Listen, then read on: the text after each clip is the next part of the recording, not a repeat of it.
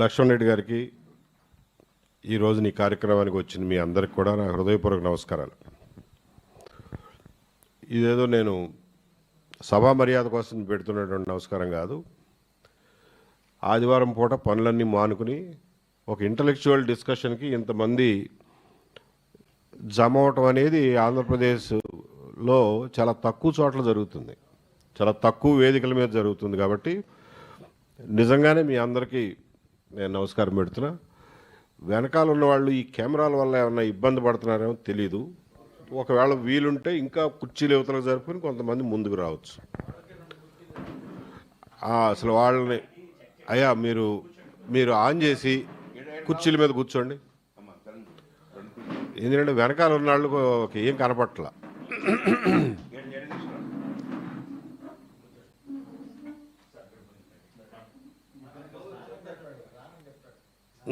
సరే, కనీసం కనిపిస్తున్నాను కదండి అందరికీ. Thank you. ఆయన ఒక సమస్యను కొంత ఫ్రేమ్ చేశారు. ఈ రోజున సమాజం ఎటుపోతుంది, ఎటువంటి వాళ్ళు ఎటుపోతున్నారు అనే దాని మీద భిన్నాభిప్రాయాలు ఉన్నాయి. భిన్నమైన డైరెక్షన్స్లో పోవటం అనేది సమాజం లక్షణం. ఎందుకంటే ఇన్ని వేల మంది కోట్ల మంది ఉన్నప్పుడు ఎవరి దారిని వాడు పోతూ ఉంటాడు. దాంతో మనం ఏకీభవించవచ్చు, మనం నిరసించవచ్చు, దాన్ని తప్పు అని చెప్పచ్చు. దాని గురించి మనం మనసు బాధ పెట్టుకోవాల్సిన అవసరం ఏమీ లేదు. ఆయన ఎవరో కమ్మ మహానాడు అని చెప్పి అడ్వర్టైజ్మెంట్ ఎంత అవుతుంది? అడ్వర్టైజ్మెంట్ దాదాపు 40-50 లక్షలు ఖర్చు పెట్టుంటారు. ఆయన బాధలు ఆయన అయి ఉండొచ్చు, ఆయన పొలిటికల్గా ఏదో ఆశిస్తూ ఉండుండొచ్చు. తెలంగాణలో తమిళనాడు కాదండి, ఆయన తెలంగాణ. ఆయన వసంత్ కుమార్, జట్టి వసంత్ కుమార్ తెలంగాణ. ఆయన ఏదో తమిళనాడులో అది చేస్తున్నామని ఏమన్నారు. నేను అసలు చదవడం కూడా చదవలేదులేండి, మీరు ఇంకా ఓపిక చదివారు అది. సో ఆయన బాధ అయింది. అక్కడున్న కాంగ్రెస్ పార్టీలో నాయకుడు ఆయన అక్కడేదో రాజకీయంగా ఎక్స్పెక్ట్ చేసి చేస్తుండొచ్చు. ఆయన తిప్పలు ఆయన పడతాడు. మనలాంటి వాళ్ళం అవి అలాంటివి చూసి ఒక నిట్టూర్పు విడిచి వదిలేయటం తప్ప దాని గురించి ఎక్కువ మనసు కష్టపెట్టుకోవద్దు అంటున్నాం. అది ఆయన వ్యక్తిపరంగా సూచిస్తుందే తప్ప అది కమ్యూనిటీకి మనం ఆపాదించాల్సిన అవసరం కూడా లేదు. పోతే జేపీ గారు ఏదన్నా ఈ బడ్జెట్ గురించి మాట్లాడి ఉంటే దాని మీద భిన్నాభిప్రాయాలు మనం అందరం వ్యక్తం చేయొచ్చు. కాకపోతే ఇది సందర్భం కాదు కాబట్టి దాని జోలికి పోవద్దు మనం. ఇవాళ సందర్భం ఏంటయ్యా అంటే రాజకీయ ఘర్షణలు ఈ రాష్ట్రానికి ఎటువంటి హాని చేస్తున్నాయి, దాని నుంచి మనం బయటపడే మార్గం ఏంటి అనేది ముఖ్యమైనటువంటి ఉద్దేశం. రాజకీయ ఘర్షణలు ఎందుకు వస్తున్నాయి అని అంటే ప్రజలకు ఉపయోగపడే విషయంలో ఏదన్నా రాజకీయ ఘర్షణలు జరిగితే దాన్ని మనం ఆహ్వానించవచ్చు. రాజకీయంగా ఘర్షణలు అసలు జరగకుండా ఉంటాయి అనేది ప్రజాస్వామ్యంలో ఘర్షణలు సామాన్యం. రాజకీయంగా భిన్నాభిప్రాయాలు ఉండటం, ఒకళ్ళు ఘర్షించుకోవడం కూడా సామాన్యమే.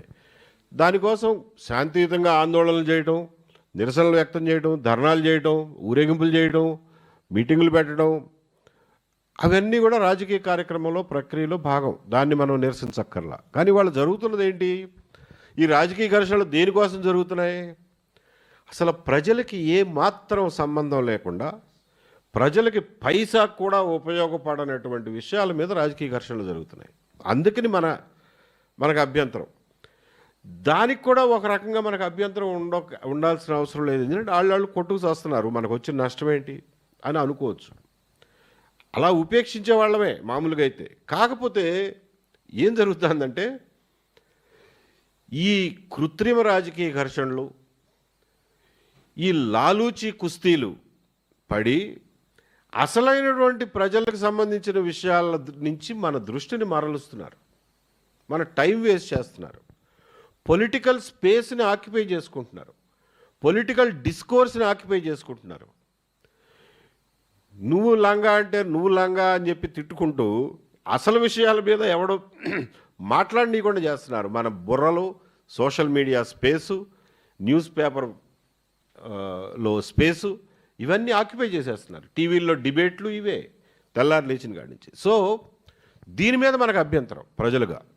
రే అసలు మీరు ఉన్నది ఎందుకు రాజకీయ నాయకులు, మీ పని ఏంటి, మీరు చేస్తున్నది ఏంటి అనే దాని మీద మనం నిలదీయాల్సినటువంటి అవసరం ఉంది. లేకపోతే వాళ్ళు ప్రైవేట్గా కొట్టుకుంటే మనకు వచ్చిన నష్టమేమి లేదు. మిత్రులారా, సంస్కారులారా, ముఖ్యంగా ఈ రోజున నేనేమి ప్రవచనం చెప్పడానికి రాలేదు. కొన్ని విషయాల్లో ప్రజల్లో కొన్ని అపోహలు, అనుమానాలు ఉన్నాయి. వాటిని క్లారిఫై చేయడం నా ఉద్దేశం. నేను ఇచ్చే క్లారిఫికేషన్తో అందరూ సాటిస్ఫై అవుతారని కూడా నేను చెప్పను. దాని మీద చాలా భిన్నాభిప్రాయాలు ఉంటాయి. నా మీద నువ్వు అట్లా అంటావు, మరి దీని సంగతి ఏంటి అని చెప్పి వాట్ అబౌటరీ చేస్తారు. దానికి కూడా I'm open and I welcome that kind of a discussion. ముఖ్యంగా నేను లక్ష్మణ్ రెడ్డి గారు అన్నారు రాజకీయ పార్టీలను మార్చాల్సిన అవసరం ఉంది. రాజకీయ పార్టీలు ఏం మారవు. మనం రాజకీయ పార్టీలకి అప్పీల్ చేయడం అనేది వృధా ప్రయాస. Let us not do that. మనం టైం వేస్ట్ చేసుకోవద్దు. మనం ప్రజలకు అప్పీల్ చేద్దాం, ప్రజలకు క్లారిటీ ఇద్దాం. ప్రజలు నిర్ణయం చేసుకుంటారు అసలు ఏం జరుగుతుంది, ఎందుకు జరుగుతుంది, దీని మీద మనం ఎటువంటి స్టాండ్ తీసుకోవాలి అనేది ప్రజలు ఒకసారి నిర్ణయించుకున్నాక చచ్చినట్టు రాజకీయ పార్టీలు ప్రజల దారిలోకి వస్తాయి. కాబట్టి మన ఉద్దేశం ముఖ్యంగా రాజకీయ పార్టీలను మార్చడం కాదు, ప్రజలకి క్లారిఫికేషన్ ఇవ్వడం, ప్రజల్లో స్పష్టత తీసుకురావడం మన ముఖ్యమైనటువంటి ఉద్దేశంగా నేను చెప్పబోయేది. ప్రజల్లో చాలా ఎక్కువ శాతం ప్రజల్లో ఒక కన్ఫ్యూజన్ ఉంది. వాడు అట్లా తిట్టేశాడు, దాన్ని చూస్తా ఊరుకుంటావా అనేటటువంటి కన్ఫ్యూజన్ ఉంది. ముఖ్యంగా నేను చెప్పదలుచుకున్నది ఏంటంటే,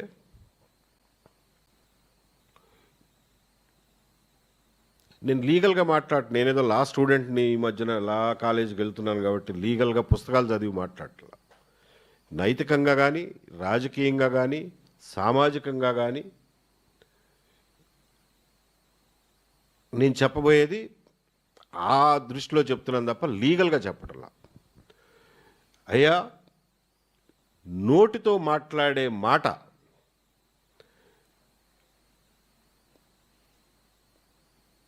ప్రైమా ఫేసి అది హింస కిందకు రాదు. నోటితో ఎవరు మాట్లాడినా అది హింస కిందకు రాదు. హింస వేరు, మాట్లాడడం వేరు. మాటలు వేరు, హింస వేరు. Speech is not violence. ఇందులో కొన్ని ఎక్సెప్షన్స్ ఉన్నాయి, చెప్తా అవి కూడా. బట్ ప్రైమా ఫేసి బేసికల్గా స్పీచ్ అనేది వైలెన్స్ కాదు. స్పీచ్లో రకరకాల స్పీచెస్ ఉంటాయి. మన ఒపీనియన్ కావచ్చు, అది మన అంచనా కావచ్చు, ఒక విషయం మీద మన అభిప్రాయం కావచ్చు, మన సిద్ధాంతం కావచ్చు, బూతు కూడా కావచ్చు, ఎదుటోడిని తిట్టే బూతు కూడా కావచ్చు, అలాగే ఫ్రాడ్ కావచ్చు, మోసపూరితమైన మాట కావచ్చు, లేకపోతే ఎదుటి వాడిని పరువు నష్టం కలగజేసే ఉద్దేశపూర్వకమైనటువంటి మాట కావచ్చు. స్పీచ్ అంటే ఇవన్నీ ఉంటాయి. ఇందులో మోసం చేయడం, ఉద్దేశపూర్వకంగా అసత్యాలు చెప్పి ఎదుటివారి శీలహననం, పరువు నష్టం చేయడం, ఈ రెండు విషయాలు మాత్రం ఇవి ఫ్రీడమ్ ఆఫ్ స్పీచ్ కిందకు రావు.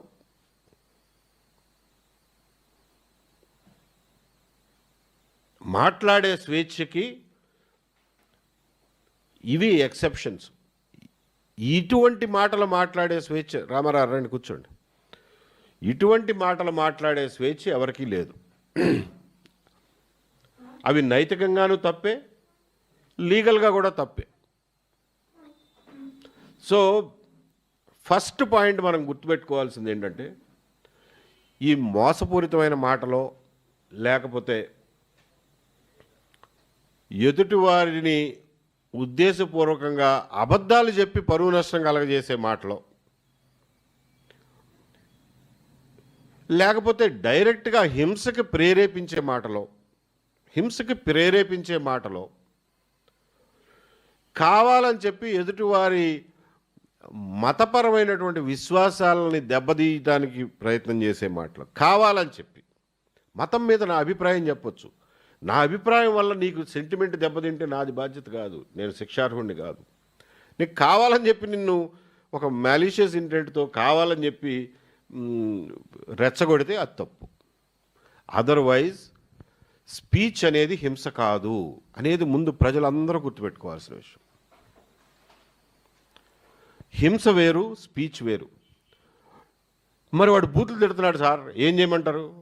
చూస్తూ ఊరుకోమంటారా అంటే, నీకున్న 2-3 మార్గాలు ఏంటంటే, ఆడి ఎదవ, ఆడి పాపనాడు పోతాడు, ఆడి ఎదవ అనేది ప్రజలందరికీ తెలిసిపోతుంది.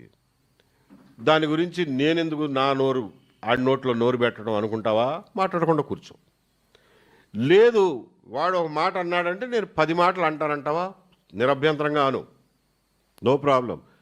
వాడు నా కొడక అంటే నువ్వు నా కొడక అను, నో ప్రాబ్లం. అందులో ఏమి శిక్షా పాడు ఉండదు. స్పీచ్కి స్పీచే సమాధానం తప్ప హింస సమాధానం కాదు. ఇది ముందు నేను క్లారిటీ చెప్తున్నా. దీని మీద చాలా భిన్నాభిప్రాయాలు వస్తాయి, చాలా ప్రశ్నలు వస్తాయి, నాకు తెలుసు. నేను చెప్పేది అంత ఈజీగా అందరూ నేను చెప్పినంత మాత్రం ఒప్పుకోరు. ఇక్కడి నుంచే I will invite questions from you and I will clarify each and every one of your doubts. హింస అనేది బాడీలీ అఫెన్స్. ఏదైనా కానీ ముఖ్యంగా మిత్రులారా, మనకి హక్కులు ఉంటాయి. ఏం హక్కులు ఉన్నాయి? మాట్లాడే స్వేచ్ఛ అనేది ఒక హక్కు. అలాగే ఎవడు వచ్చి తన్నకుండా ఉండడం అనేది మన హక్కు. మన తన్నకూడదు అనేది ఒక హక్కు. మాట్లాడే స్వేచ్ఛ, స్పీచ్ అనేది ఎప్పుడు కూడా ఎదుటివారి మైండ్ని ఉద్దేశించి, మైండ్ టార్గెట్గా జరిగేది స్పీచ్. మాట అనేది ఎదుటివాడి మనసుని, మైండ్ని, చెవుల్ని ఉద్దేశించి చేసేది. వైలెన్స్ అనేది ఎదుటివాడి శరీరాన్ని, ఎదుటివాడి ఆస్తిని టార్గెట్ చేసి చేసేది. అది డిఫరెన్స్. నీ మనసుని, నీ మైండ్ని ఉద్దేశించి నేను మాట్లాడినప్పుడు, నేను మాట్లాడింది నీకు నచ్చకపోతే తిరిగి మాట్లాడు. లేదు నేను మాట్లాడిన దానివల్ల నీ పరువు నష్టం జరిగిందనుకుంటే తప్పకుండా నన్ను కోర్టుకు లాగు, నా దగ్గర నుంచి క్షమాపణ చెప్పించు, లేకపోతే కాంపెన్సేషన్ వసూలు చేసుకో, తప్పు చెప్పించు. అందులో ఏమి ఇబ్బంది లేదు. మనకి ఉన్నటువంటి హక్కు ఏంటంటే మన లైఫ్, లిబర్టీ, ప్రాపర్టీ. మన శరీరం మీదకి ఎవడు రాకూడదు, మన స్వేచ్ఛ మీదకి ఎవడు రాకూడదు, మన ఇంటి మీదకి ఎవడు రాకూడదు, మన ఆస్తి మీదకి ఎవడు రాకూడదు. అవి మనకు ఉన్నటువంటి హక్కులు. అంతే తప్ప నా సెంటిమెంట్ దెబ్బతినకూడదు అనేది మన బేసిక్ హక్కు కాదు. భిన్నమైనటువంటి మనుషులున్న ఈ కాంప్లెక్స్ ప్రపంచంలో ఎవడో ఒకడు ఏదో ఒక మాట అంటాడు, దానివల్ల నీ సెంటిమెంట్ దెబ్బ తినొచ్చు కూడా. బట్ ఆ సెంటిమెంట్ దెబ్బ తినకుండా నీకు కాపలాగాసే బాధ్యత ఎవరిది లేదు. You don't have a right not to get offended. You are free to get offended. But నేను అఫెండెడ్ ఫీల్ అయ్యాను కాబట్టి నేను ఇంటి మీదకి వస్తాను అనేది తప్పు. ఇది కాన్సెప్చువల్గా, లీగల్గానే కాదు. నేను మాట్లాడేది లీగల్ కాదు, నేను మాట్లాడేది నైతికత పూర్వంగా మాట్లాడుతున్నాను. ఈవెన్ రాజకీయంగా కూడా ఇదే కరెక్టు, సామాజికం కూడా ఇదే కరెక్టు. ఇలా ఉంటేనే సమాజం ఒడిదుడుకులు లేకుండా ముందుకు పోతుంది. అసలు ఈ వాతావరణం మనకు ఎందుకు వచ్చింది, ఎక్కడి నుంచి వచ్చింది ఈ వాతావరణం అని చూస్తే, మీరు కనుక ఒకసారి చూస్తే, ఆంధ్రప్రదేశ్ గురించి మాట్లాడుతున్నాం కాబట్టి ఆంధ్రప్రదేశ్ గురించే మాట్లాడదాం. ఈ నోరు పారేసుకోవడం, నోటికి ఎంత వస్తే అంత మాట్లాడటం అనేది ఎక్కడి నుంచి వచ్చింది? నాకు గుర్తున్నంత వరకు కేసీఆర్ దగ్గర నుంచి మొదలైంది ఇది. మీరందరూ గుర్తు తెచ్చుకోండి ఒకసారి. కేసీఆర్కి ముందు ఎవరైనా సరే ఇట్లా నోరు బారేసుకున్నారా? ఉన్నతమైన స్థానాల్లో ఉన్నవాళ్ళు. కింద వాళ్ళు ఏదో మాట్లాడుకుంటుంటారో వేరే విషయం. ఉన్నతమైన స్థానాల్లో ఉన్నవాళ్ళు నోరు పారేసుకోవడం అనేది కేసీఆర్తో మొదలైంది. ఎంత పడితే అంత మాట అనేవాడు. ఆంధ్ర కుక్కల్లారా పొండి, లేకపోతే తరిం కొడతాం. ఒక నాయకుడు మాట్లాడాల్సిన మాటైనా అది? స్వతంత్ర భారతదేశంలో ఎక్కడైనా ఉండే హక్కు ఉన్నటువంటి భారతీయుల పట్ల మాట్లాడాల్సిన మాటైనా అది? అనేవాడు. మీ పేడ బిర్యానీ, మీ ప్రసాదం పనికిరాదు, మీ బ్రాహ్మణులకు మంత్రాలు రావు, ఈ రకమైన దిగజారుడు భాష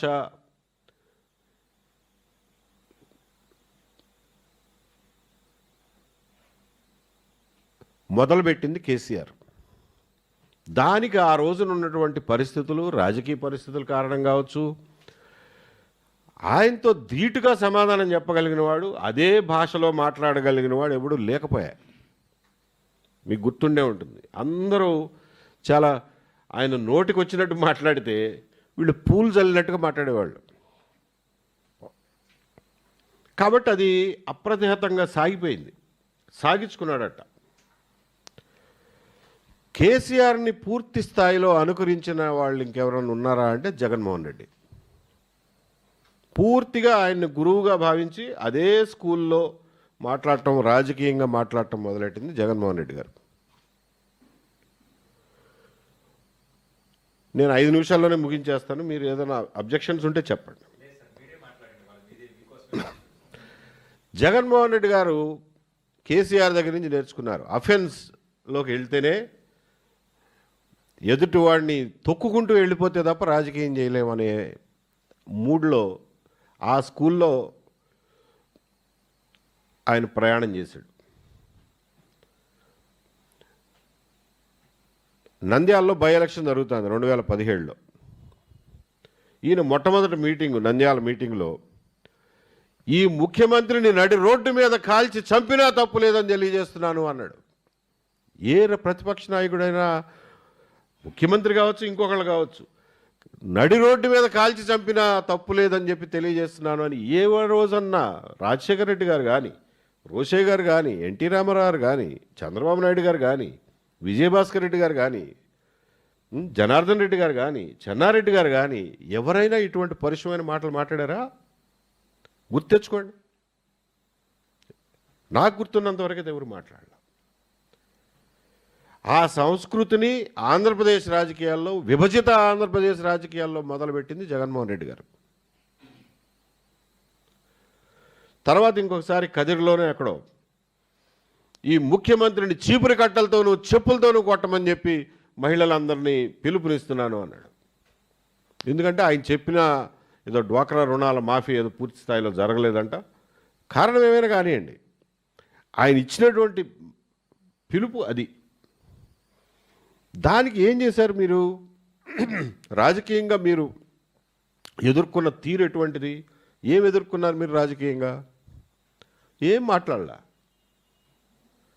ఎదుర్కోలా, వదిలేశారు. సరే, పాపాత్ముడు వాడు పాపానాడు పోతాడు అనుకున్నారు, లేకపోతే వీడు ఎంత ధూర్తుడో ప్రజలకే తెలుస్తుందిలే, ప్రజలే అర్థం చేసుకుంటారు అనుకున్నారు.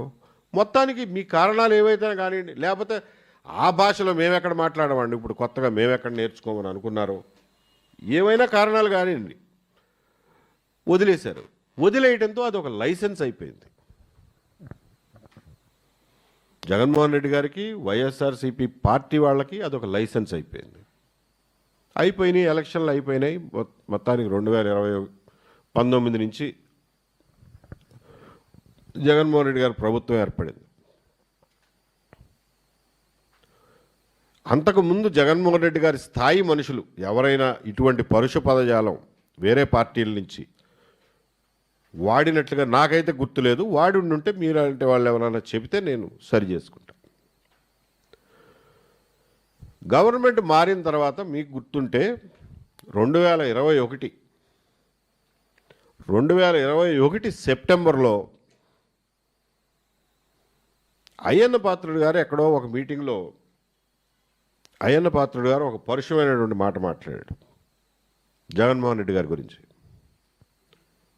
ఈ పొట్టినాకొడుకనో ఇంకొకటో ఏదో మాట్లాడాడు. మాట్లాడితే ఇమీడియట్గా సెప్టెంబర్లో చంద్రబాబు నాయుడు గారి ఇంటి మీదకు దొమ్మికి వెళ్ళాడు. ఎవరో జోగి రమేష్ గారు జనాన్ని వేసుకుని ఆయన ఇంటి మీదకు దొమ్మికి వెళ్ళాడు. సరే, వాళ్ళు ఏదో రెసిస్ట్ చేశారు, మొత్తానికి అటు ఇటు పడదోసుకున్నారు, కాసేపు ఘర్షణ జరిగింది, వెళ్ళిపోయాడు. వెళ్ళిపోయిన తర్వాత అసెంబ్లీలో జోగి రమేష్ అన్న శభాష్ అని చెప్పి జగన్మోహన్ రెడ్డి గారు అనటం, ఆ తర్వాత ఆయన్ని మంత్రిని చేయడం జనానికి అర్థమైపోయింది ఏం కావాలనుకుంటున్నారో, వాళ్ళ పార్టీ వాళ్ళకు కూడా అర్థమవుతుందిగా ఏం కావాలనుకుంటున్నారో, ఏం చేస్తే జగన్మోహన్ రెడ్డి గారు సంతోషిస్తారో, మనకి మంత్రి పదవిలో లేకపోతే ఇంకొకటో ఇస్తారో అనేది వాళ్ళ మనుషులకు కూడా అర్థమైపోయింది. ఇక ఆ తర్వాత నుంచి ఎవరి నోటికి అడ్డు పొద్దు లేకుండానే మాట్లాడేవాళ్ళు, మనకు గుర్తుందే ఉంటుంది. దీని తర్వాత అక్టోబర్లో అనుకుంటా, నెల రోజుల తేడాతోనే అక్టోబర్లో పట్టాభి అధికార ప్రతినిధిగా ఉండేవాడు. పట్టాభి ఒక రోజున ప్రెస్ కాన్ఫరెన్స్లో పాలేరు అని చెప్పి, భోసడికే అని చెప్పి మాట్లాడితే పొద్దున మాట్లాడాడు. సాయంత్రం 5 గంటలకల్లా వెళ్ళి కర్రలు, గొడ్డళ్ళు, గడ్డపారలు, సుత్తులు ఇవన్నీ తీసుకెళ్ళి వాళ్ళ పార్టీ ఆఫీస్ మీద అటాక్ చేశారు. సరే, అక్కడ పోలీసులు ఉన్నా లేనట్లే ఉన్నారు, ఇవన్నీ మామూలే, దాని గురించి పెద్ద చర్చ అనవసరం. దాని మీద చిన్న చిన్న కేసులు పెట్టారు, అదంతా అయిపోయింది.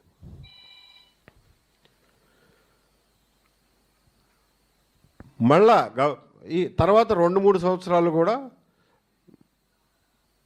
కొంచెం మాటలు అటు ఇటు జరుగుతూనే ఉన్నాయి, కానీ ఈ స్థాయిలో వైలెన్స్ అయితే జరగల.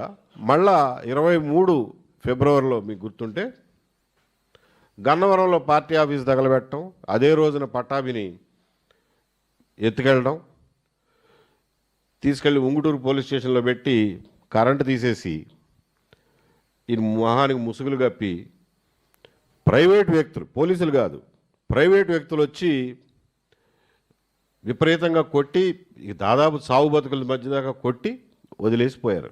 మళ్ళీ అతన్ని తీసుకొచ్చి అదే ఎస్ఐలు, అదే ఇన్స్పెక్టర్లు తీసుకొచ్చి ఎక్కడో విజయవాడ ఊరు బయట వదిలేసి ఇంటికి పోవాలన్నారు. పట్టాభి ఇంటి మీద 3 సార్లు దాడి జరిగింది.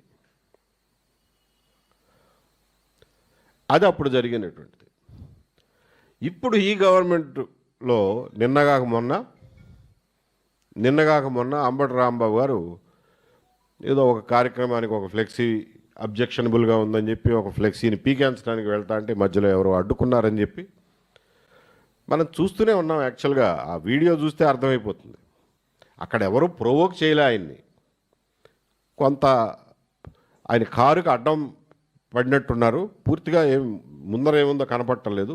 పోలీస్ ఆయన ఉన్నాడు, ఉండండి సార్ మేము పంపిస్తాం క్లియర్ చేస్తున్నాం సార్ అంటా ఉన్నాడు. ఈయన ఒక బిగ్ టీవీ వాళ్ళ గొట్టం ఒకటి కనపడితే ఈయన సడన్గా కారులో ఉన్న మనిషి కిటికీలోంచి బయటకు పెట్టి ఆ గొట్టంలో నోరు పెట్టి, చంద్రబాబు నాయుడు వస్తాడు, ఆడమ్మ మొగుడు వస్తాడో రమ్మనండి, డామ్ డూమ్ లకారాలతో సహా వేరే వాళ్ళని లేండి, చంద్రబాబు నాయుడు గారిని లకారాలతో అనలేదు అనుకుంటా, కానీ నాకు గుర్తున్నంత వరకు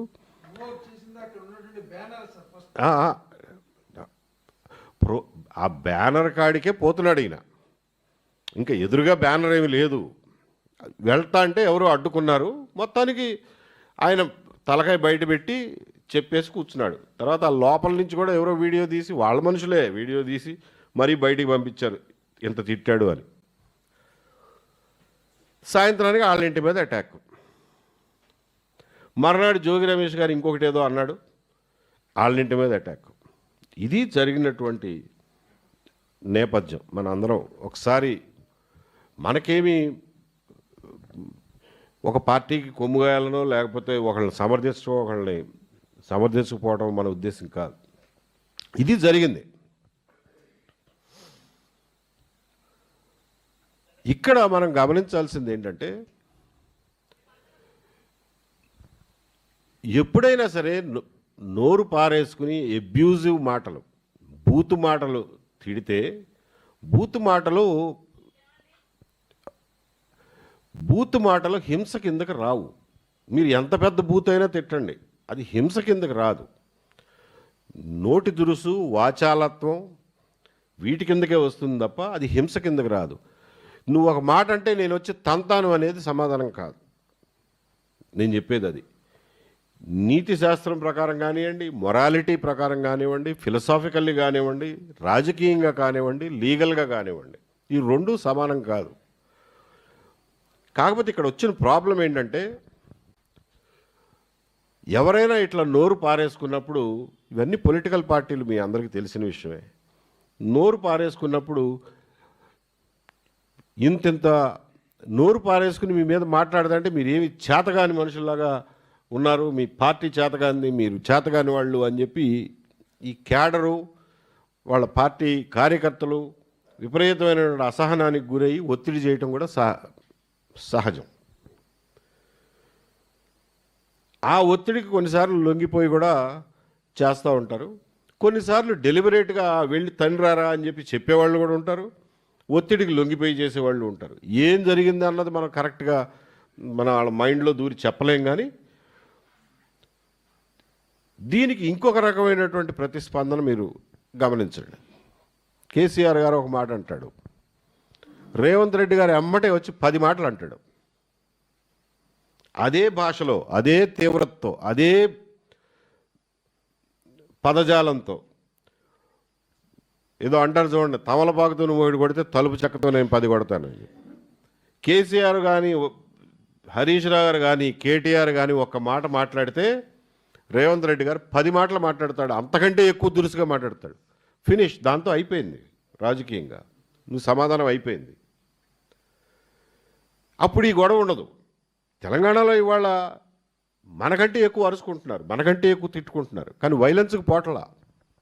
ఎందువల్లంటే మాటకు మాట అనగలిగే మనుషులు ఉన్నారు, మాటకు మాటతోనే సమాధానం చెప్తున్నారు. వైలెన్స్ దాకా పోవాల్సిన అవసరం లేదు. ఏ పార్టీ కార్యకర్తలకి ఆ అసంతృప్తి లేదు. అంబటి రాంబాబు గారు ఆ మాట అన్ననాడు, ఫస్ట్ ఆఫ్ ఆల్ మీరు దానికి ధీటుగా సమాధానం చెప్పాల్సిన బాధ్యత మీది. లేదు అని అంటే నోరు మూసి కూర్చోవాలి, అంతేగాని ఇళ్ల మీదకు పడడం అనేది సొల్యూషన్ కాదు. మేము మొదటిసారి చేసామా, వాళ్ళు చేశారు కదా అప్పట్లో అంటే, వాళ్ళు చేసింది తప్పే, అది పాపమే ఇది పాపమే, అది తప్పే ఇది తప్పే, అది నేరమే ఇది నేరమే. మీరు గవర్నమెంట్లోకి వచ్చారు, మీ పార్టీ ఆఫీసు మీద దాడి చేసిన వాళ్ళ మీద ఏం యాక్షన్ తీసుకున్నారు ఇప్పటి వరకు? మీ ఇంటి మీద దాడి చేసిన వాళ్ళ మీద ఏం యాక్షన్ తీసుకున్నారు ఇప్పటి వరకు? పట్టాభి ఇంటి మీద 3 సార్లు అటాక్ చేసిన వాళ్ళ మీద ఏం యాక్షన్ తీసుకున్నారు ఇప్పటి వరకు? మీకు తెలవదా ఎవరు చేశారో? ఏం చేస్తున్నారు మరి మీరు? దాని మీద యాక్షన్ తీసుకుని ఉంటే ఇవాళ అంబటి రాంబాబు మాట్లాడిన దాని మీద మీరు ఇంటి మీదకి వెళ్ళి కొట్టాల్సిన అవసరం లేదుగా. చట్ట ప్రకారం యాక్షన్ ఉంటుందిరా అన్నప్పుడు సాటిస్ఫై అవుతారుగా అందరూ, అన్ని పక్షాల వాళ్ళు. ఇవాళ జగన్మోహన్ రెడ్డి గారికి వచ్చి మళ్ళా ఒక పెద్ద కాన్వాయ్ వేసుకుని పెద్ద ఊరేగింపుగా వెళ్ళి పరామర్శించి దాన్ని ఒక ఇష్యూ చేసే అవకాశం మీరు ఇచ్చేవాళ్ళు కాదుగా. రాజకీయంగా మీకు నష్టమా లాభమా అనేది మీరు లెక్కేసుకోండి, మీరు తరాజుల్లో వేసి చూసుకోండి. బట్ ప్రజలకు సంబంధించినంత వరకు నోరు పారేసుకున్న వాళ్ళ మీద మీకు చేతనైతే నోరు పారేసుకోండి, లేదు అది మోసానికి లేకపోతే పరువు నష్టానికి సంబంధించింది అయితే కేసు వేసుకోండి. అంతే తప్ప నువ్వు నోరు పారేసుకున్నావు, మా సెంటిమెంట్ హర్ట్ అయింది కాబట్టి నీ ఇంటి మీదకి వచ్చి ధ్వంసం చేస్తాను అనే పద్ధతి ఈ రాష్ట్రంలోనే కాదు, ఎక్కడా సమర్థనీయం కాదు, ఈ దేశంలోనే కాదు, ఎక్కడా సమర్థనీయం కాదు, ఈ పర్టికులర్ పరిస్థితిలో కాదు, ఎప్పుడూ సమర్థనీయం కాదు. జగన్మోహన్ రెడ్డి గారి హయాంలో జరిగినది పరమ తప్పే, ఇప్పుడు జరిగింది కూడా పరమ తప్పే. దీనివల్ల చట్టం పట్ల, నీతి పట్ల, ముఖ్యంగా నైతికత పట్ల మీరు ప్రజలను తప్పుదోవ పట్టిస్తున్నారు అనేది నేను చెప్పదలుచుకున్నది. నైతికత విషయంలో రాజకీయ పార్టీలకు క్లారిటీ ఉండాలి. చట్టం ఎలాగో ఉంటుంది, చట్టం రాసి ఉంటుంది, దాని మీద కేసులా ఉంటుంది, దాన్ని కొత్తగా ఎవరైనా ఏర్పక్కర్లా. నైతికత విషయంలో రాజకీయ పార్టీలు వాళ్ళ స్టాండ్ వాళ్ళు తీసుకోవాల్సిన అవసరం ఉంది. ఇవాళ వాళ్ళ ఇంటి మీదకు వెళ్ళారు, మళ్ళీ మీరు కేసులు పెట్టారు. ఆ కేసులు పడిన వాళ్ళు అందరూ రేపు ఎక్కడ తిరగాలి? కోర్టుల చుట్టూ. వాళ్ళేగా తిరిగేది పాపం. పంపించిన వాళ్ళకి ఏమైనా అవుతుందా? కాబట్టి ఇది మాత్రం ఎట్టి పరిస్థితుల్లో సొల్యూషన్ కాదు, సమర్థనీయం కాదు, అసలు ఇది థియరిటికల్గా కూడా అది సమర్థనీయం కాదు అనేది నేను చెప్పదలుచుకున్నటువంటి విషయం. ఇకపోతే ఈ పనికిమాలిన ఘర్షణలు, పనికిమాలిన హింస, అవసరం లేని హింస,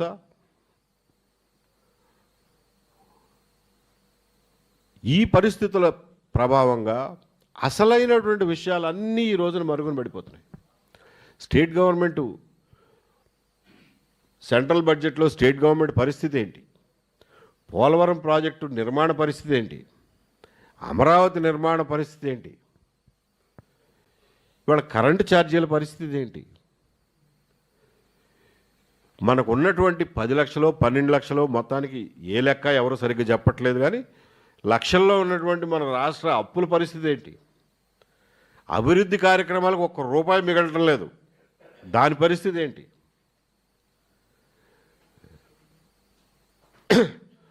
విద్యారంగం యొక్క పరిస్థితి ఏంటి? ఎంత బాకీలు పడ్డారండి మీరు ఫీ రీయింబర్స్మెంట్లో? ఇంజనీరింగ్ కాలేజీలకి ఎన్ని వేల కోట్లు బాకీలు పడ్డారు? ప్రైవేట్ స్కూళ్ళకి ఎన్ని కోట్లు బాకీ పడ్డారు? ఆ బాకీలు తీర్చకుండా ఆ విద్యా సంస్థలన్నీ మూసుకుపోవాలనే మీ ఉద్దేశం? ఎట్లా పాఠాలు చెప్తారు? ప్రొఫెసర్లకు జీతాలు ఎట్లా ఇస్తారు? ల్యాబ్లు ఎలా నడుపుతారు? కాలేజీలు ఎలా నడుపుతారు? ఇన్ని వేల కోట్లు మీరు ఎగ్గొడితే అందులో చదువుకునే పిల్లల పరిస్థితి ఏంటి? ఏదో పిచ్చి డిగ్రీ ఒకటి పట్టుకుని బయటకు వచ్చి వాళ్ళు ఏం చేయాలని? వాళ్ళ జీవితం నాశనం అయిపోలా? వాళ్ళకి పోయిన 4 సంవత్సరాలు తిరిగి వస్తాయా? హాస్పిటళ్ళ పరిస్థితి ఏంటి? వైద్య రంగం పరిస్థితి ఏంటి? ఆ 17 కాలేజీలు కట్టాలి ఇప్పుడు, మెడికల్ కాలేజీలు, వాటి పరిస్థితి ఏంటి? వీటి గురించి ఎవ్వరూ ఏమీ మాట్లాడే పరిస్థితి లేకుండా ఈ పనికిమాలిన ఘర్షణలు, పనికిమాలిన వాగ్వాదాలు, వీటి మీదే మీరు చర్చలు, టీవీ డిబేట్లు, పేపర్ల నిండా, సోషల్ మీడియా నిండా, ప్రజల మనసుల నిండా, మస్తిష్కాల నిండా నింపేసి మమ్మల్ని ఇంకా వేరే ఏది ఆలోచించకుండా, మిమ్మల్ని ఏమీ అడగకుండా, ఏ విషయంలోనూ ప్రశ్నలు లేవనెత్తకుండా చేస్తారా? ఈ విషయంలో 2 పార్టీలు కలిసిపోయి కూడబలుక్కుని మరీ చేస్తున్నాయనే అనుమానం మనకు ప్రజలకు కలగడంలో ఆశ్చర్యమేమీ లేదు. ఇద్దరికీ అసలు విషయాలు అక్కర్లా, ఇద్దరికీ ప్రజలకు సంబంధించినటువంటి విషయాలు అక్కర్లా. ఎందుకంటే అప్పుల గురించి మాట్లాడితే జగన్మోహన్ రెడ్డి గారు అప్పులు చేసిన అప్పుల కాడి నుంచి మొదలవుతాయి. కాబట్టి ఆయనకి ఇష్టం లేదు, ఈయనకి ఇష్టం లేదు. పోలవరం గురించి మాట్లాడితే ఆయన రివర్స్ టెండరింగ్ పేరుతో ఎన్ని డబ్బులు తగలబెట్టాడో, ఆ డయాఫ్రమ్ వాళ్ళు కొట్టుకుపోవడంతో మళ్ళీ 1000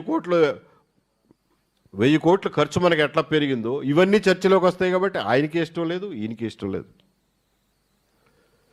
షిరిడి సాయి ఎలక్ట్రికల్స్కి ఎలా ఏకపక్షంగా మీరు డబల్ రేట్లకి ట్రాన్స్ఫార్మర్లకు ఆర్డర్లు ఇస్తున్నారో, 100% ఆర్డర్లు ఒకటే కంపెనీకి ఇస్తున్నారో, దానివల్ల గుంటూరు చుట్టుపక్కల, రాజమండ్రి చుట్టుపక్కల ఉన్నటువంటి ట్రాన్స్ఫార్మర్ మ్యానుఫ్యాక్చర్లు ఇవాళ రోడ్డును పడే పరిస్థితి ఎలా వస్తుందో వీటి గురించి చర్చించొద్దు. ఎందుకంటే మొదలుపెట్టింది ఆయన, కంటిన్యూ చేస్తుంది ఈయన. కాబట్టి ఇద్దరికీ ఇంట్రెస్ట్ లేదు ఆ విషయాల్లో. ప్రజలకు సంబంధించిన విషయాల్లో మాట్లాడడానికి ఎవరికీ ఇంట్రెస్ట్ లేదు. ఇద్దరూ కలిసి ప్రజల్ని దృష్టి మరల్చడానికి, మభ్యపెట్టడానికి, ప్రజల్లో సెంటిమెంట్లు రాజేసి వాళ్ళ ఎమోషన్స్తో, వాళ్ళ అస్తిత్వాలతో ఐడెంటిటీ పాలిటిక్స్ నడుపుతూ కాలం గడిపేద్దామనే దుర్మార్గమైన ఆలోచన ఈ రోజున రాజకీయాల్లో మనకు కనిపిస్తూ ఉంది. దీన్ని మనం బుద్ధిజీవులుగా, చదువుకున్న వాళ్ళుగా, ఆలోచించే వాళ్ళుగా, సంస్కారవంతులుగా మనం ప్రశ్నించాల్సిన అవసరం ఉంది. ఈ రకంగానే మనం అంబటి రాంబాబు గారు ఆ మాట అన్నాడు అని అంటే ఆయన బాధలు ఆయనకు ఉన్నాయండి. రేపు పొద్దున ఆయనకి సీటు కావాలి, ఆ పార్టీ గెలిస్తే మినిస్ట్రీ కావాలి. దానికి లేళ్లపిరెడ్డి గారు అడ్డం వస్తాడో, కావేటి మనోహర్ నాయుడు అడ్డం వస్తాడో, ఇంకొకళ్ళు అడ్డం వస్తారో, ఆ రోజుకి ఎవరు అడ్డం, మళ్ళీ రోసయ్య గారు తిరిగి మళ్ళీ పార్టీలోకి వచ్చి మళ్ళీ నాకు మినిస్ట్రీ కావాలంటాడో, ఆయన బాధల్లో ఆయన ఉన్నాడు. ఇప్పుడు ఈ కమ్మ మహానాడు పెట్టిన ఆయన రాజకీయ గోళల్లో ఆయన ఉన్నట్టు, ఈయన రాజకీయ గోళల్లో ఈయన నుండి కావాలని చెప్పి రెచ్చగొట్టడానికి ఒక మాట అన్నాడు. దానికి మా టైం అంతా వేస్ట్ చేస్తారా మీరు ఒక 10 రోజుల పాటు? ఆయన బాధలు ఆయన ఏదో కింద మీద పడినేవ్వండి, మీకెందుకు? ఇది పరిస్థితి మిత్రులారా. నేను కొన్ని విషయాల్లో కొంత స్పష్టత ఇచ్చానని చెప్పి అనుకుంటున్నాను. ఇది అంత ఈజీ సబ్జెక్ట్ ఏం కాదు, కొంచెం కాంప్లెక్సే. కాబట్టి ప్రశ్నలు ఉదయిస్తాయి మీ అందరి మనసుల్లోనూ. I invite questions from you. And later on ఈ వీడియో అప్లోడ్ అయినప్పుడు చాలామంది కింద కామెంట్లు బూతులు రాయమాకండి మహానుభావులారా, చూడలేక చేస్తున్నాం, డిలీట్ చేయలేక చేస్తున్నాం, పెద్ద పని అది. బూతులు రాయకుండా మీకు ఉన్నటువంటి అనుమానాలు ఏమున్నా కానీ కామెంట్ల రూపంలో అడగండి, నేను ఓపికగా సమాధానం చెప్తా. ఎందుకంటే ఇవన్నీ క్లిష్టమైనటువంటి విషయాలు కాబట్టి ఒక్క మాటతో ఒక 5 నిమిషాల్లో అన్నీ క్లారిఫై చేసే పరిస్థితి ఉండదు.